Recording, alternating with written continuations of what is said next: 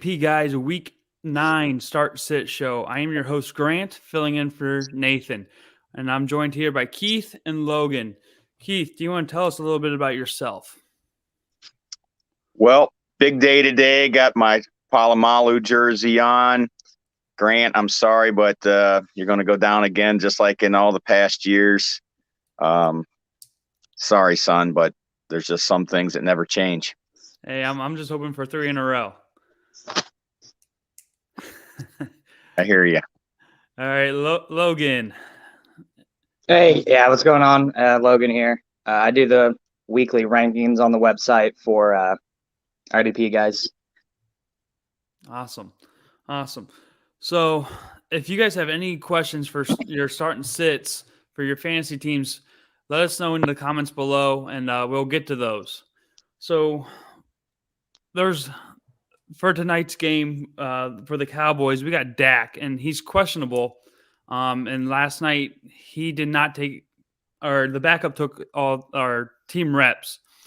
How does that affect the start sit for people that have Dak? Are you starting him? Are you sitting him? Are you taking that chance? Well, me personally, if I have a second quarterback, that game is being played on Monday night, right? Monday night, yeah. So tonight. I'm sorry, Sunday night. Tonight, yeah, your Chiefs play on Monday night. They're tomorrow night, yeah. If I have a different option, because you're going into Sunday night, unless you got one of the two quarterbacks on Monday night, that's a big chance to take waiting that long. So if I have another option, I'm looking at another option. Yeah, I actually have Dak in the IDP guys invitational. So I have Daniel Jones and Davis Mills as my other quarterbacks. So Davis Mills is starting for me today against the Rams, and the scoring in there, unfortunately, could put him in the negative if he doesn't have a great game against that Rams defense. But and then I'm just hoping for Dak in my super flex spot, and then I'll roll with Daniel Jones. So if you got Daniel Jones, you hope Dak, you just wait for Dak and you play Daniel Jones. But other than that, I don't love Cooper Rush, obviously, and if you got a better option, be safe. He didn't Keith said, he didn't practice all week, so Cooper Rush got the first team reps. Yeah, and I just think Dallas is not going to let that cat out of the bag till the last minute just to keep people guessing. Yeah, I think I saw 90 minutes before the game would be it. Right, and it sucks for our fantasy guys, but they don't care about that. Of course, they're worried about the edge. So did you say that you personally are not going to start Daniel Jones? Is that because he's going against your Chiefs and you'd have to root for him to do well? I'm just hoping I think the rest of my team's built pretty well to get score me a lot of points. So Davis Mills, I'm just kind of having to bite the bullet on that one and play him, and then worry about the Dak situation. Yeah. So that I think Daniel Jones is a good play this week. So it's tough. That Dak puts it in murky waters for me. So that's me erring on the side of being safe. Yeah, I actually like Daniel Jones. I have him as my number 11 quarterback this week. So I do like Daniel Jones. And with your jersey you got on there, I'm sure hoping Patrick has a much better bounce back game, because I have Tyreek Hill and Kelsey, and I really need for him to come through. Yep. What do you think? Yeah, I think he's got a good spot to bounce back, and it's not like Mahomes to have too many bad games in a row. So it's not a trend. So I'd be surprised if he starts to trend in the wrong direction. He's too good to be putting up stinkers like he did against Tennessee. I agree with you 100%, and I just think he's just got that willpower and mindset. Like that's not going to happen again, and he's going to be on the biggest stage in football Monday night. Yep. So Dak puts me in a tough spot. I have Baker and I have Jared Goff, and then I'm already started Geno Smith. So, and it's a super flex league, so I get to play 2 quarterbacks. But with Dak out, I don't trust Baker Mayfield's shoulder, because one hit could put him out of the game really soon, like really early. And then that would just not be good. So I'm kind of stuck between Jared Goff, or do I put somebody else in the flex position? instead of a second quarterback. So it's kind of put me in a tough situation. Yeah, I have Jared Goff way down the list today. Actually, I have Baker just a little bit ahead of him.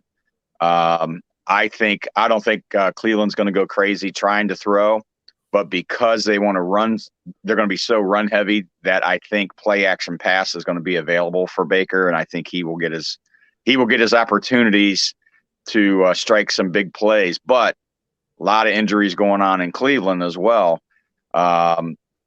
How much is Chubb going to play, even though the backup, Dearness Johnson, had done a great job Thursday night? OBJ is dinged up in both shoulders. So, again, he's one hit away of getting knocked out. Can they keep TJ Watt and boys off of Baker? Because, again, one hit on that shoulder, and he's probably coming out of the game. I know he's a tough kid, but at what point do you say we're not going to risk him for the season for one game? Yeah. And so I think Conklin's coming back. So that would put our whole offensive line healthy again. And that should ease up the running game and then open up the passing game as well. But we'll have to see how that works. We got a question from a Facebook user. Hurts or Herbert? I'm sure I have Herbert ranked higher. I don't have my rankings in front of me at the moment. I got to pull them up here in a second. Yeah, Hurts, he's going to get you his 20 plus ish around there. If it be at garbage time, if it needs to be, but I just haven't seen him do anything that really blows me away to, maybe score a 30 plus 40-point game. But Herbert can do that. So I'd have a hard time sitting Herbert most of the time. I'm gonna go opposite, Logan. I got Hurts ranked as my number 3 this week, and Justin Herbert as my 6th. You got to remember he's going against New England. Even though he's at home, he is going against a New England defense that just seems to be able to take things away. And the Chargers may be without Austin Eckler today, or he will probably be in a limited role. Jalen Hurts going against a Detroit team that is just completely ravished with injuries, especially in the secondary. And Jalen Hurts can get out and run the football. So I'm going to take Hurts in that matchup. So supposedly Austin Eckler posted a DFS lineup with him in it. So maybe that shows that he's playing today.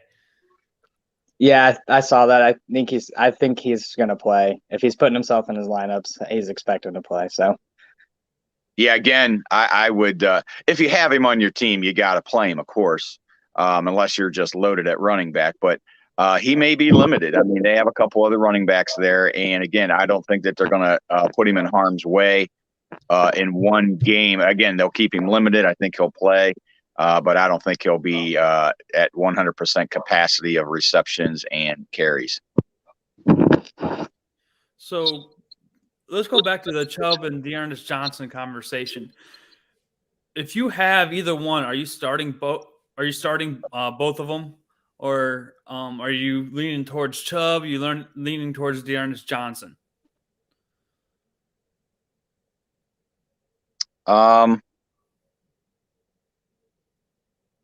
I think Chubb could have actually played last week, but they wanted to keep him out since it was a short week. So they've had a long week now to get ready. So I look for basically Chubb to do what he done even when Hunt was there. So I think Dearness Johnson takes on the Hunt role. And so would you have normally played Hunt and Chubb? Depends on the matchup. That today will be tough sledding against the Steelers. Their defense is known for, shutting down the run, and I think they're going to stack the line and say Baker beat me. Yeah, I'm playing Chubb no matter what if he's healthy. And like Keith said, I think it was a precautionary kind of on the borderline thing last week since it was a short week. So yeah, Chubb all the time. And I'm kind of curious to see if Dearness Johnson takes that Hunt role. Kind of, is he that good of a receiver or not? So I think he will be the second back. but I'm curious how he takes on that role. So I'd be kind of cautious on him a little bit, but he's not a terrible play for sure. But yeah, I'd be a little cautious on him, but you got to play Chubb no matter what for sure. Well, And actually, the sleeper in this game, Grant, could be the young kid that they got. What's his name? Felton. Yeah, I think he could take that receiver role on third down, and I think he's got such speed. I think they're going to try to start working him in a little bit. And he does catch out of the backfield, and they could also line him up as a receiver as well. So that could be half of what already Dearness is going to get. So we'll see how this works out today. So another thing that just happened is Ingram's going to the Saints. How does this affect David Johnson?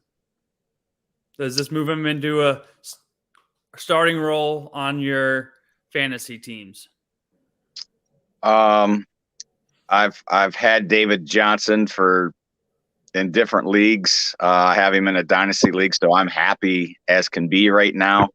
I don't know that I trust him as a true number one running back right now, but now that Ingram is gone, I think he's going to be the lead back with Phillip Lindsay sprinkled in there. So if you have two other running backs that you've been relying on, I would probably stick with them just to see what's going to happen. But Tyrod Taylor's due to come back here probably in the next week or two, and David Johnson catches out of the backfield. So he's not what he used to be when he was with the Cardinals, but he's the best running back now on that team.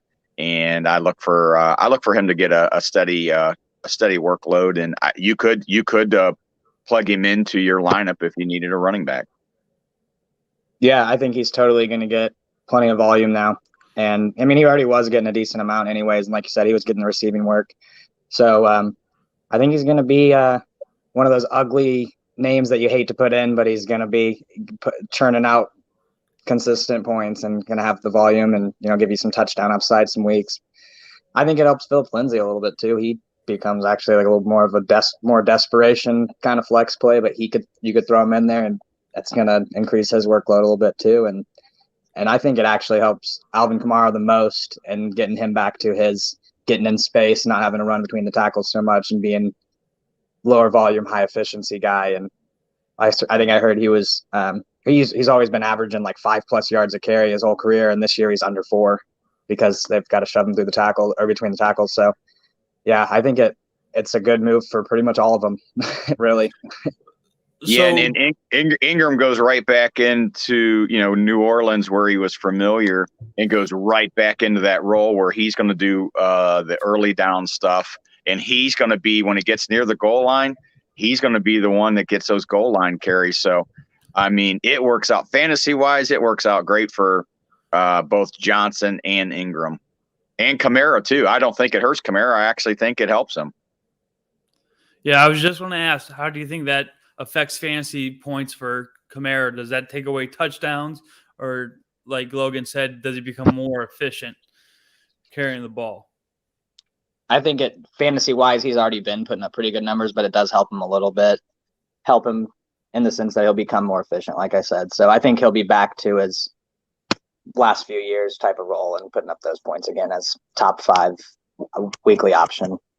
Yeah, I think he stays fresh, and now he definitely is going to – I think they're going to use him more, that he'll start getting a lot of receptions again. Awesome. So Jerry Jeudy's supposed to be coming back today. How does that affect the Broncos? Does it – obviously it's going to help them, but does it help other players on the offense? I heard that he had some soreness as well, so I think he's going to be pretty limited today. But going forward, as he comes back, I think Cortland Sutton is going to be too good to not get the ball, so it might help him a little bit, but I think it's going to hurt Fant a little bit, taking more underneath routes and stuff like that. Fant should still be good. He's too talented, and he's been impressive, but I think Jeudy will affect Fant a little more than Sutton. Yeah, I agree. The only problem they have going on in Denver is the quarterback play. So I don't know that it much matters anyway. And today I would not start Jerry Jeudy unless it's an absolute desperation play. I think along with Logan that he will be limited. I think you'll see him out there just to kind of get him back in a little bit of football sense and football shape, but I wouldn't rely on him today. So if you had Fant on your roster, are you starting him today then? Oh yeah, he's still going to be a top 10 option weekly. It just moves him from that upside of, those. I think he had almost 10 catch, 100 yards, touchdown. So he was up the highest score of the week, I think, that week. But you got to start him. I think he moves from the upside of being top 5 to more like the 6, 7, 8 kind of guy. Yeah, I agree. And again, sometimes when you add weapons like that, then they can't go and try to take away Fant, who's been a weapon. So, he's going to have his up and down games, but he's still going to be involved. And then the trade line's coming up, and big talk is Deshaun Watson. Is he going to Miami? I don't think so. I don't see any owner just giving up that much for him. They would if everything was on even keel, but it's not. He's got a lot of things going on with the lawsuits and still don't know what the NFL may do. So how could you trade, what they're talking is like 3 first-round picks and possibly Tua for a future that you don't know if he's even going to be available. And then I just read an article that Texans are looking to keep him through the trade deadline. So I don't see anybody trading for him just because there's too many questions around the lawsuit.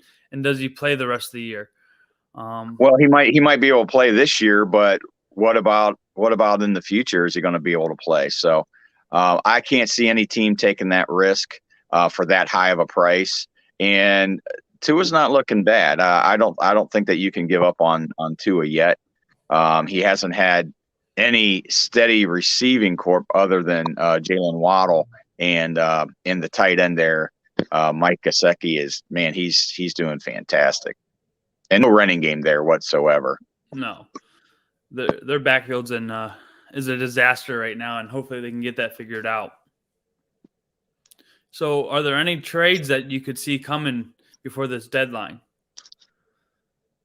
The one that I thought might happen and still might happen. I really thought Marlon Mack would end up somewhere.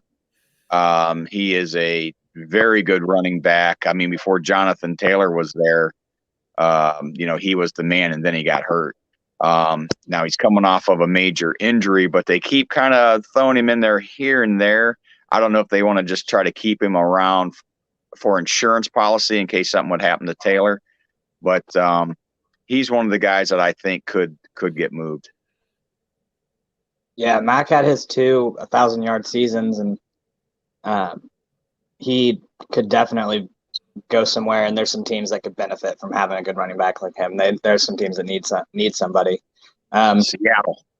Yeah, Seattle, for sure. The Ravens could use a more reliable. I think Marlon Mack would thrive there really well. But as a Chiefs fan, I hope we pick up a good wide receiver too, to be honest. I know our defense is horrible, but there's a lot of wide receivers that would just instantly make such a big impact. And there's got to be some people out there who want to play with Mahomes, I'm sure. But Allen Robinson, I would love to see him get traded. I've been a big Allen Robinson fan and supporter, so it's tough to watch him this year and them not utilize him the way they should. And somewhere like New Orleans, even, I think he could thrive. I think he would be good. Yeah, definitely. New Orleans is hurting for wide receiver. Your Chiefs could use another wide receiver.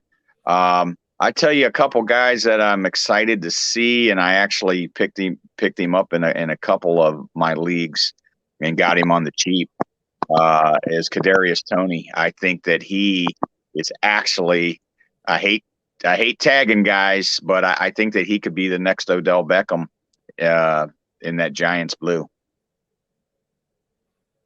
Yeah, he's got plenty of talent and skills after the catch. So,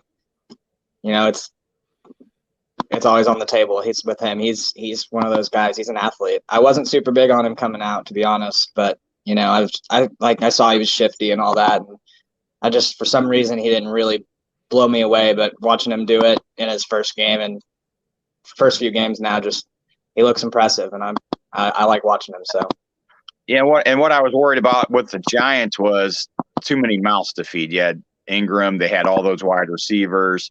They brought the guy in from Detroit, Galladay, and he can't stay healthy. Same thing that he had in Detroit. So the best ability is availability, and he just isn't available.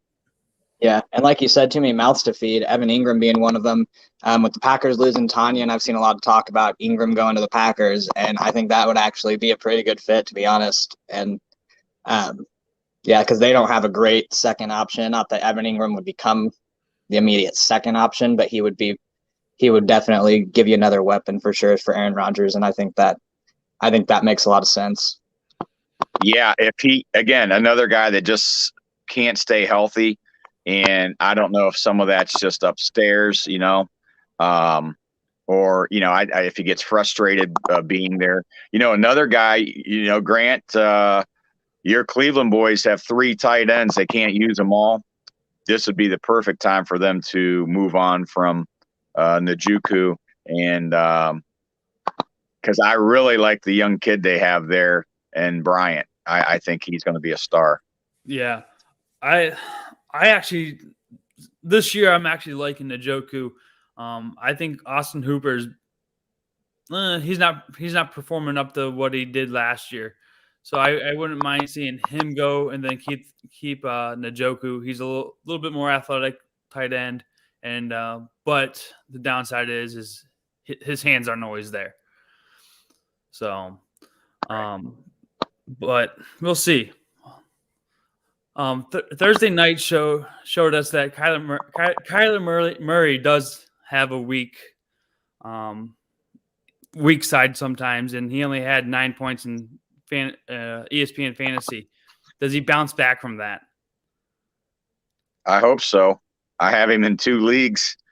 Man, he killed me. It sucks going into a Sunday right now, knowing that a guy that usually gets you in the high 20s, 30 points, just let you down for, in my one league, I think he got me 5 or 6 points. So yeah, that really hurts when you're going up maybe against somebody that's got Patrick Mahomes or Allen or one of those guys. Man, that really puts you behind the 8 ball on Thursday night. Granted, now he was on a 99-yard drive to win the game, and I don't know what Green was thinking. And I give the coach credit for being aggressive and this and that, but at what point I think the tide was starting to shift in that game. Why not play it a little more safe and maybe just take the field goal and go into overtime? Yeah, I agree. I think I like personally when coaches are aggressive, but more on fourth downs, stuff like that. In that situation, like you said, I think it looked like Arizona was really starting to play well. They had that huge stop.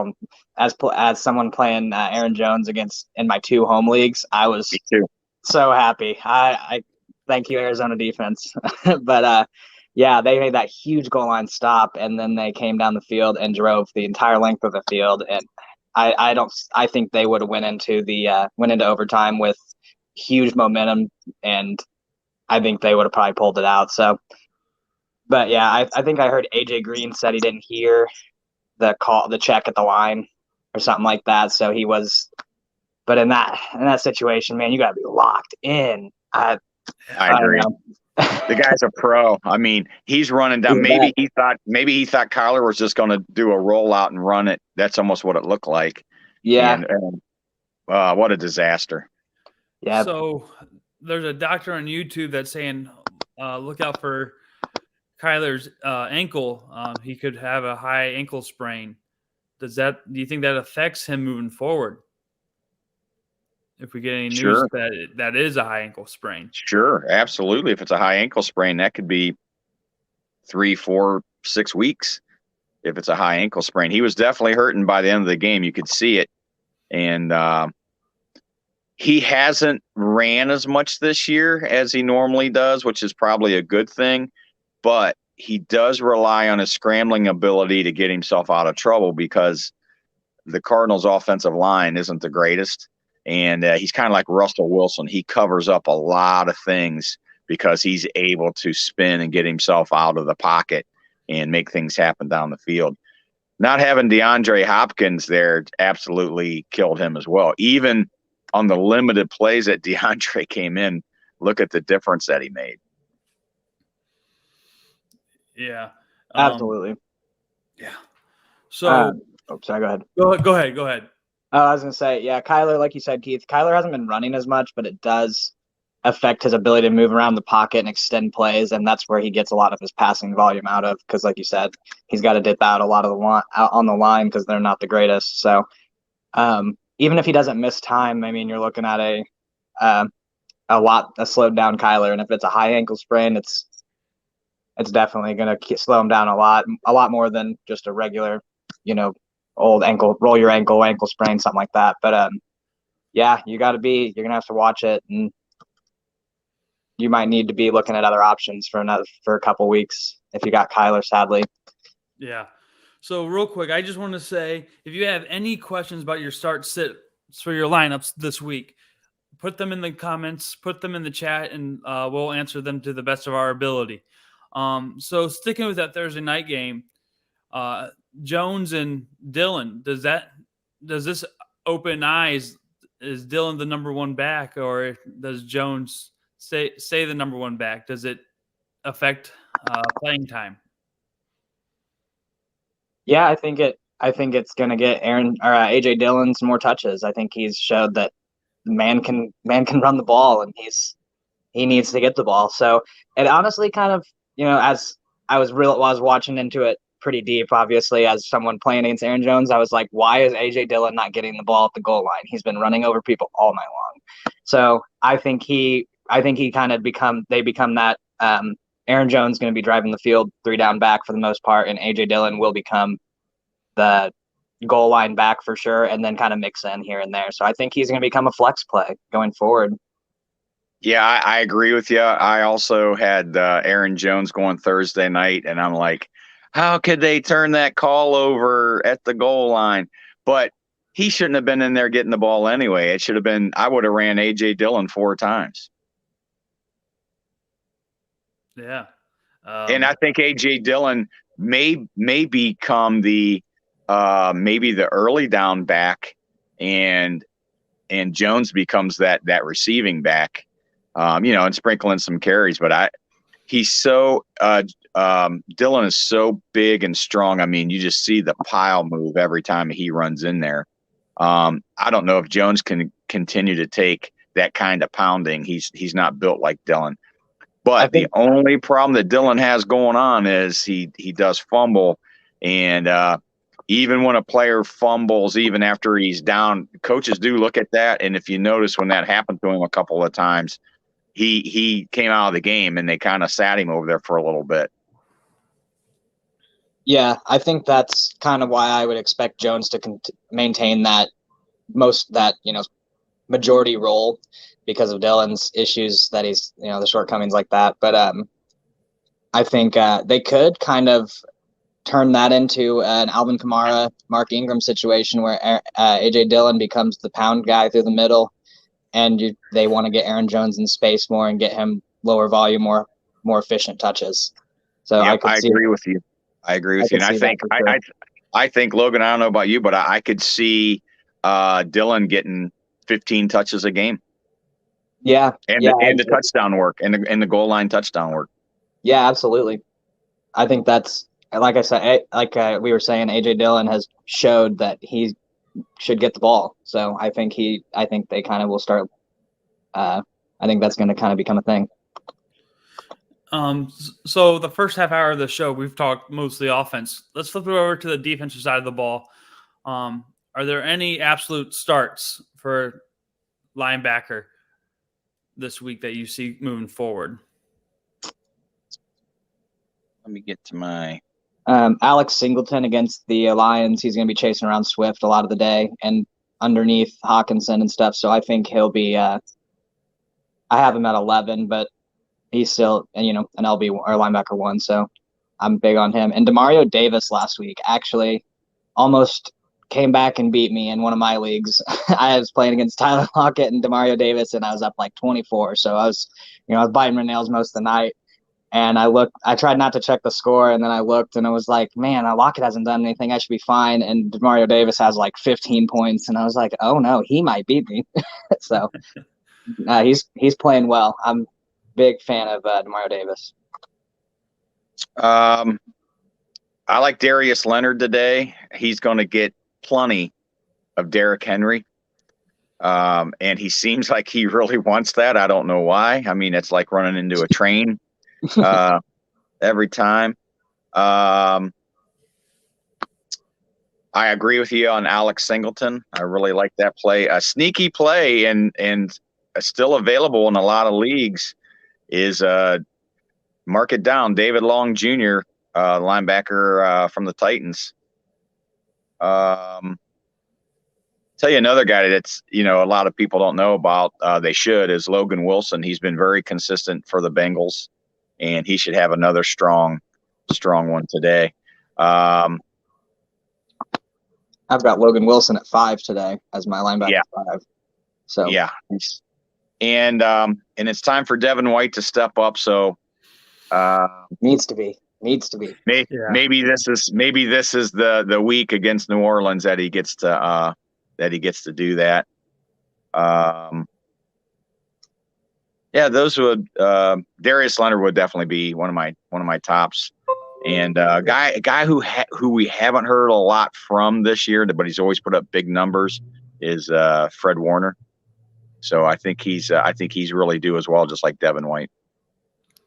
So before we move on to White, and one more. What about T.J. Watt? Yeah, he's had a bye week, and you got Baker Mayfield, who's not the most mobile guy. He thinks that he is, but I don't think that he is. And T.J. Watt has just been flying up the edge. I mean, he has single-handedly saved a couple of games for him, like the Seattle game. He single-handedly took that game into his hands and changed that game. So before we move on to wide receiver cornerback matchups, we have a question from Greg.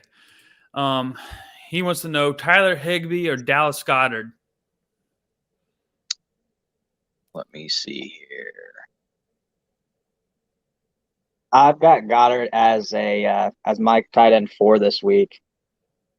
Like we were saying, Keith was saying earlier, Detroit's banged up, and I still have Hurts pretty high up. I think he's number 5 in mine, or 6 maybe. So he's still a top option. But I think Goddard is going to be. He should be his kind of most reliable target and get a good amount of volume, especially with Hurts leaving a few weeks ago. I think Goddard's going to see plenty of volume.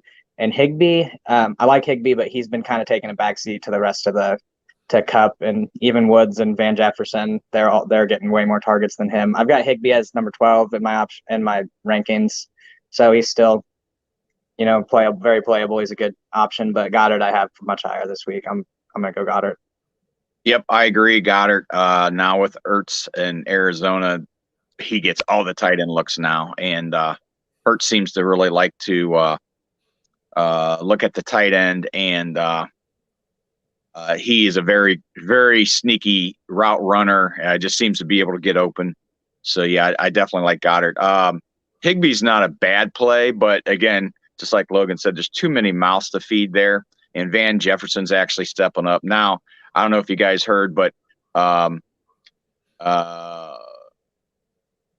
Jackson is asking for a trade and seeking a trade. So, wherever he goes, he seems to cause to me, he should just fill his role. He's an older player. He's lucky to probably still be in the league. He kind of reminds me of a little bit of a watered down OBJ because he just can't stay healthy for any length of time. So to me, as an older player with still some skill, but very diminished. He should just take his role and be happy that he's on a really good team that could possibly end up with us in the Super Bowl. I don't see him as a number one or a key threat for any team, and I don't see any team wanting to give much to add him to their locker room and to their team.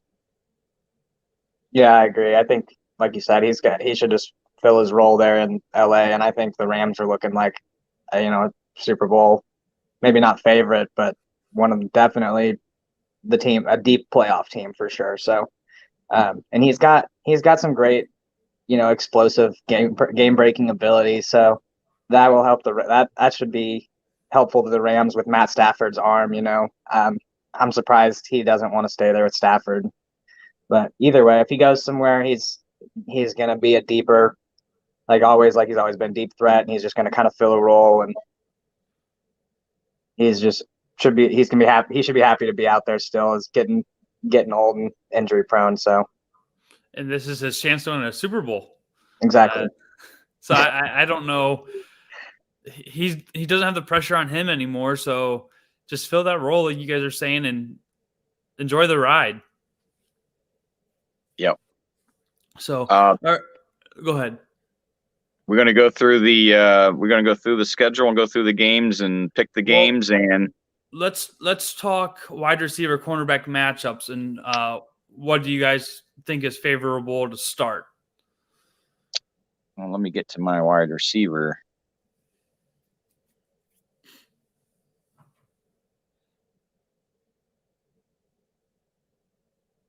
Well,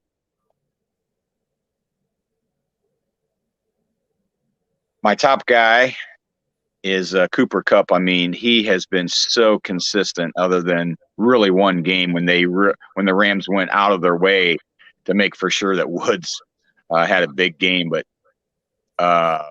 90% has been Cooper Kupp. So the cup runneth over right now. So Kupp is my top, and I think Tyreek Hill has a bounce back. Diggs could have a big one. AJ Brown seems to have got past his injuries. Julio is Julio, so he's out again. So AJ will be the man. The only problem without Julio there is that now they can kind of lean coverage towards him, but I still like him today. Yeah. How about you, Logan? Yeah, a matchup I'm excited to watch, maybe not fantasy-wise, but just to see them battle, is Justin Jefferson and Diggs. That'll be so fun to watch. I've still got Jefferson as my number 4 this week. I think he's too good. Trayvon Diggs could get a pick or two, but out of 10 to 12 targets, Justin Jefferson's still got plenty of time to make plenty of damage, or do plenty of damage. Sorry. I'm moving down CeeDee Lamb and Cooper quite a bit. I had CeeDee Lamb at 10 and Cooper at 20, and I think they're gonna kind of move down to 20 and 30, almost respectively. Cooper becomes a little more of a stretch play, even though he did do well, or did have his games last year with Dak out. So, but I think he becomes a little less safe of an option, and CD loses a lot of that high upside. Someone that I am bullish on this week's T. Higgins. He 15 targets last week. I think 14, 15. Yeah, and Jamar Chase has been hyper efficient. So I think I'm just kind of going with the game today. Maybe Jamar Chase gets 6-7 catches for like 70. Doesn't really bust off a big one, but has a totally good game. He's too good to not.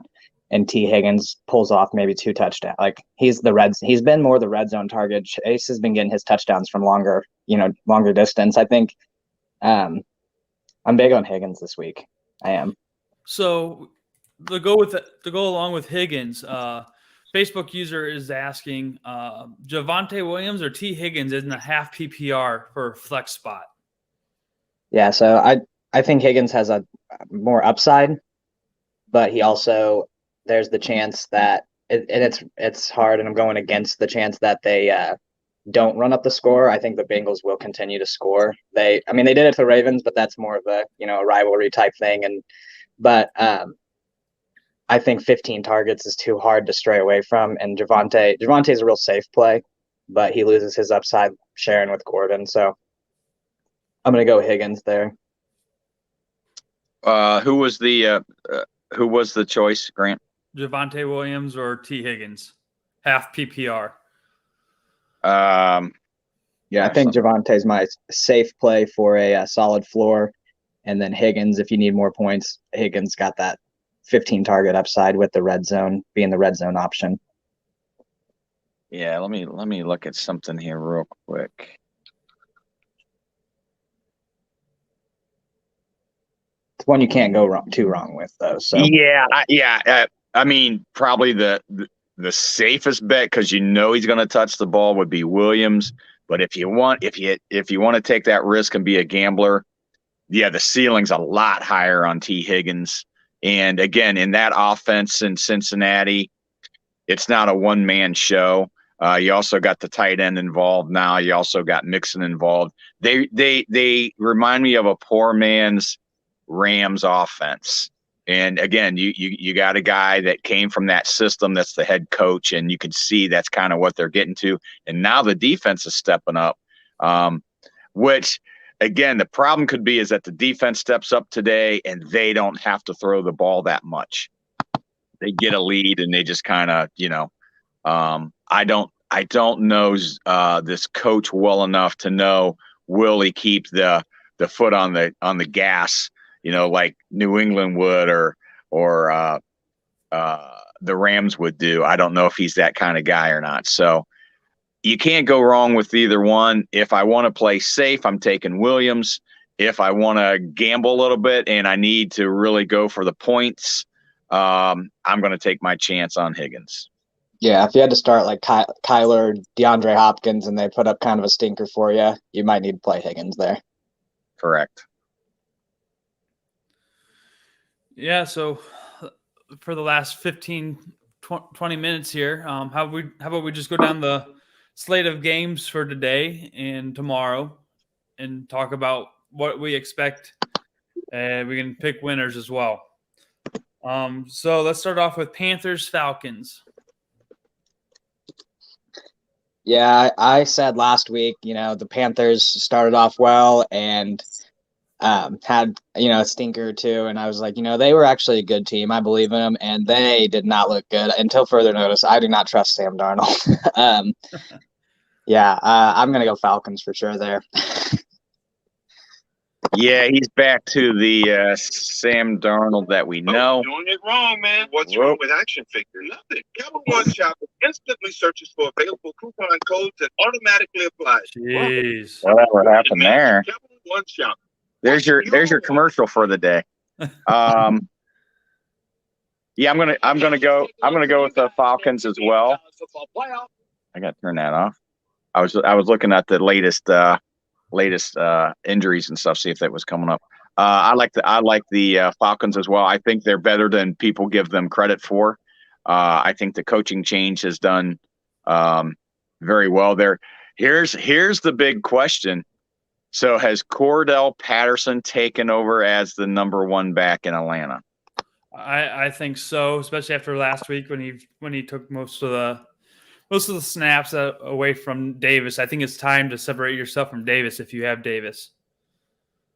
Yeah, Davis has quickly been moving down my rankings. I've got him at RB 38 this week, right behind behind Jamal Williams, Boston Scott, and Singletary. So, and so Boston Scott, he should get the bulk of the carries, but the bulk of 7 carries isn't awesome. So it's not going to get you much. Somewhat, yeah. Boston Scott may be someone that you kind of have to throw in there and maybe hope he gets a touchdown, but I think Jordan Howard's going to vulture some of those. So I'm staying away unless maybe you play Gainwell. But yeah, on those guys. But yeah, I'm not too high on Mike Davis, and I've got Cordell Patterson as an RB1, as a weekly RB1 must start going forward. So yeah, I got Cordell Patterson in my top 10 this week. So yeah, so because he gets both rushing and receiving. I mean, he's a dual threat. Yeah, I'm starting Cordell Patterson, and I got Chubb Herbert going in this game too as my flex. But I'm taking the Falcons as winner of this game. Now, is there anybody that you're sitting for that game just because of the matchup? Well, somebody else that we didn't talk about was the emergence of the tight end. I think they're going to start getting him really involved. Kyle Pitts, and look, it takes rookie tight ends a little longer than a rookie wide receiver or running back. So I'm really keeping an eye on him, and I think he's going to be something to deal with. Yeah, I've got Pitts as my tight end 2 this week. Excuse me. I've got Pitts as my tight end 2, and I think he's becoming, like you said, tight ends take a little longer, but I don't think he's human, so he can't put him in tight end or receiver or anything. He's too crazy of an athlete. The man's he made like 2 catches that he was being dragged on and one-handed. So he's just a freak, and he's taken off quicker than I expected. Quicker than I expected. I figured he'd kind of start doing this maybe more towards the late season, and he would be your playoff type, come out of nowhere, win you your league, as you've been holding on, hoping all year. But he's a top tight end right there with Kelsey and those other few guys. So I'm big on. I like Kyle Pitts a lot, and he's fun to watch. The Falcons offense has some weapons, and they're fun to watch with Ridley, Patterson, and Pitts.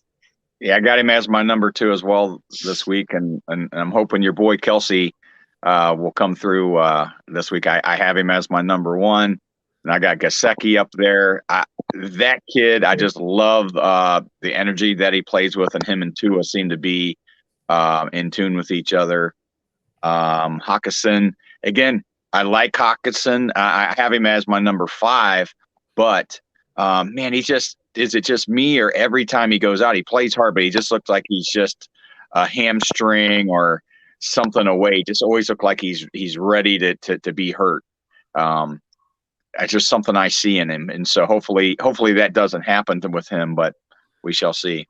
And kind of one of my sneaky plays is Hunter Henry today. I like Hunter Henry today against the Chargers, and a little bit of a redemption game. Yeah, I was one of the people who thought Jonnu would be incorporated into that offense a little more because of his athleticism, and I think we saw in the preseason he did like a couple jet sweeps, and that's what I was kind of expecting. But he also kind of can't stay healthy, and he's just maybe not as explosive as I thought. I've got Hunter Henry as my tight end 9 this week, so he's moving up, and he's probably going to be a weekly start because that offense doesn't have a ton of weapons, and I think the tight end is incorporated really well there. But I went from Jonnu to Hunter Henry for me for sure, and I grabbed Jonnu in late in a lot of leagues, and had him as my backup and got him as my starter in some leagues. But yeah, I had to figure some stuff out there. But yeah, Hunter Henry, I've got him at 9. I like that play this week, especially against the Chargers. I bet they try to get him a touchdown. I think so. So the next game that we have is the Titans Colts. It's gonna be fun to watch. It will be a good one. I think the Titans squeeze this one out. I agree. They just look like a little bit better of a team, especially the way they played against the Chiefs. They didn't make a lot of mistakes, so I think I'm gonna go opposite of you guys, and I'm gonna go with the Colts. Calvin Ridley's out. Just got a notification that came across my watch, and it says Calvin Ridley's status changed from healthy to out. That really takes Patterson and Pitts up the lineup. Yep. That would have probably moved Patterson. I think I had him as an RB1, like 10-ish. He's probably going to be like a top 6 option now. Yeah. Top 7. Yeah, that totally changes. And Pitts was already 2, so he might be your 1 now in front of Kelsey, but Kelsey and Pitts are not maybe in the same tier at that point then. Yeah, back to that Indy Tennessee game. that's a division game at Indy, and I don't know. I think Wentz is playing very gutsy right now. I know Tennessee has had some nice victories. Um, I don't trust their coach. I think he makes some really boneheaded calls. Their defense, you never know which one's going to show up. I think the Colts actually have a pretty stout defense, and offensively, I think that they can just slow this game down. I know Tennessee can run the ball, but so can Indy, and I think that they have enough weapons offensively to get it done as well. And kind of one of my sleepers is their tight end in Indy, Mo Alley Cox. He's starting to come on as well, so that'll be my kind of the X factor in that game. So next game is Dolphins-Bills. Bills should win this, and I think Stephon Diggs has a big day. Yeah. Yeah, definitely going with the Bills. Probably my biggest issue with the Bills is trust either one of those running backs. I mean, it's kind of one of those things. If I had to, I'd take Zach Moss only because they seem to want to hand him the job, and then one of two things usually happens. He fumbles or he gets dinged up, and it kind of derails him, and then they go back to him. They start trusting him again. So at some point, is he just going to just take that job? But he does get the goal line carries. So if I have to take either one of those two running backs, I'm going with Zach Moss. Marlon Mack would sure look good in a Buffalo uniform. He would. Yeah, I've got Zach Moss down in my flex plays at 27, and then Singletary at 35. So if you got to play one of them, but yeah, Buffalo for sure. And I think Diggs with Dawson Knox out too. That'll give him some red zone targets back, and I think Diggs has a top. I have him at number 3 this week, so I think he has a top 3 week. Well, the sleeper again would be the second wide receiver on that team. Emmanuel Sanders. Sanders. Yes. Yep, I've got Emmanuel Sanders in the Jalen Waddle, Cortland Sutton range, so he's very, very playable. He's been producing like crazy. So. Yep. Next game, we have Bengals Jets. I don't think this will be much of a contest. I think the Bengals are walking away with this. And then you'll have a big day from Joey Burrow and Jamar Chase. Yeah, on that one, Grant, I'm just afraid that they get ahead too quick and they'll just kind of lay down. But we'll find out. We'll find out what kind of coach they have, if he will just keep the foot on the pedal there and run the score up for a little bit just to get them flowing. Why not? This is the NFL. Stop me. I would probably, you got a backup quarterback in for a team that's not very good. The only person I would start if I needed to on there would be the rookie running back there for the Jets. He would be probably the only one I would play in desperation play. Yeah, I agree. Him and Corey Davis would maybe be your other option, but he's a little more desperation. I think Corey Davis might be a game time decision today. Oh yeah. I would avoid the Jets offense at all costs because the Bengals defense is playing extremely well. But yeah, like Keith said, Michael Carter may be your back end flex if you just lost Ridley and had to move your flex wide receiver up, and you're running out of options. But he'd be the one guy to take a stab on as well if you had to there. So real quick, we got about 5 minutes. So if you guys have any questions about last minute start or sits, let us know and we'll get these answered for you in the last 5 minutes of our show here.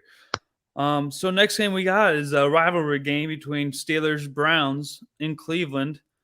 I'm interested to see how Clowney and Garrett get after Big Ben.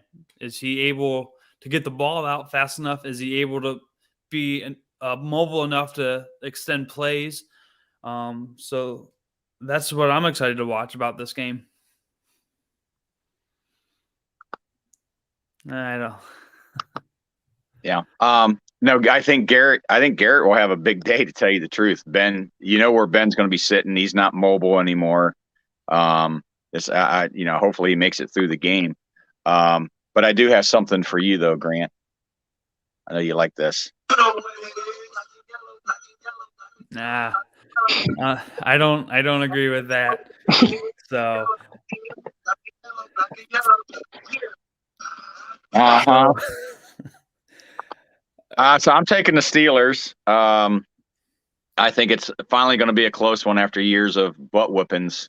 I'm actually glad to see that it's going to be a good game. Actually, if anything, Cleveland could be the one who ends up putting, a 10 or 14 spot on Pittsburgh, to tell you the truth. I like Deontay Johnson today, though. I do like Deontay Johnson today. But we'll see how. Who do you like, Logan?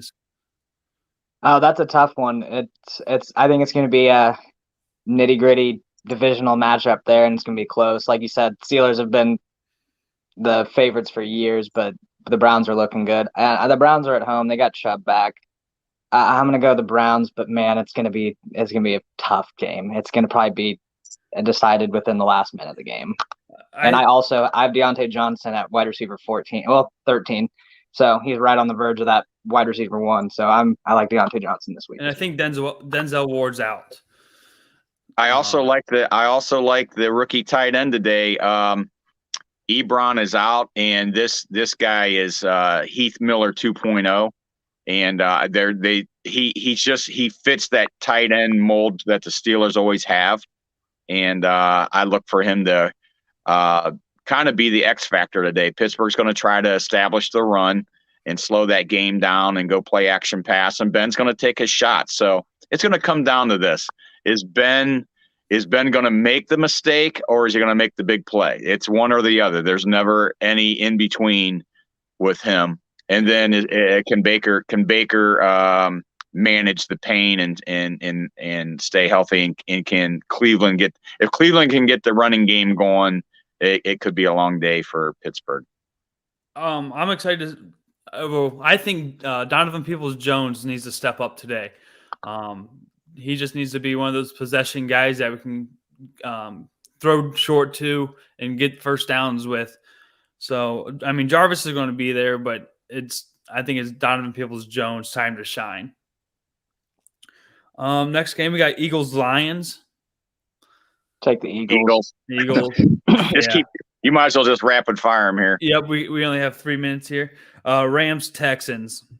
Rams. 49ers-Bears. 49ers.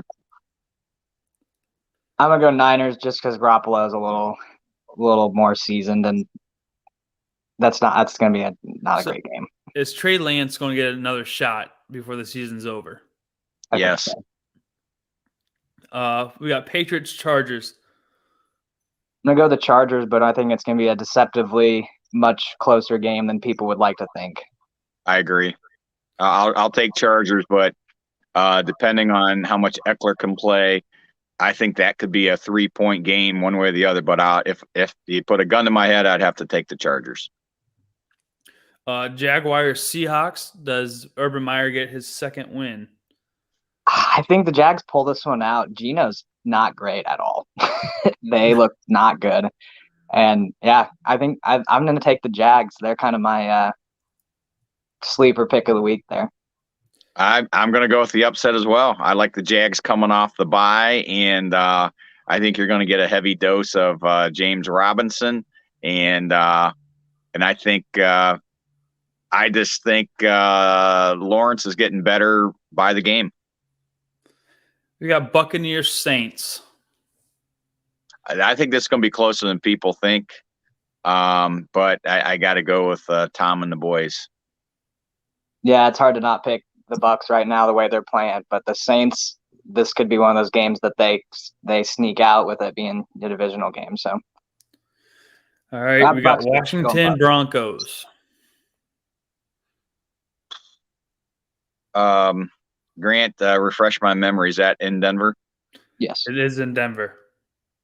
Only because they're the home team, I will take Denver in this one. It could really be a coin toss, but going there to play a game, I'm going to go with Denver in this one.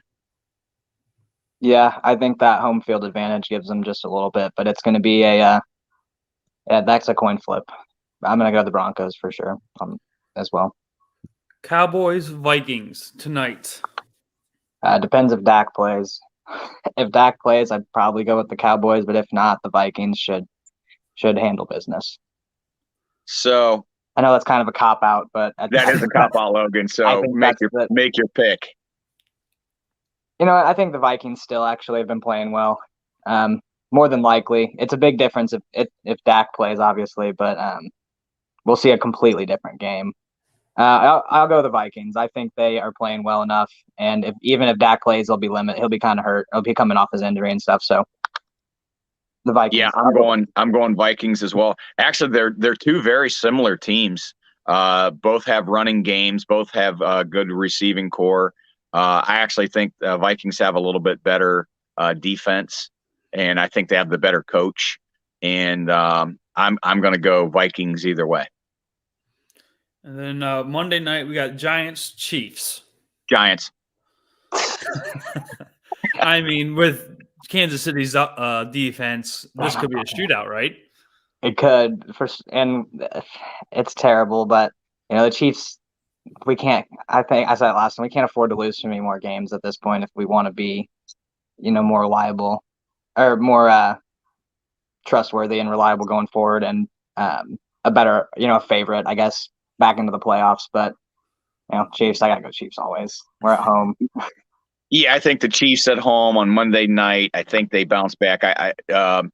Those guys have too much pride to just, and they it's not like they were a fluke team, for the last 4 or 5 years. They've been one of the best. And sometimes you have to get knocked on your ass to kind of wake up a little bit. And I think they got knocked on their ass.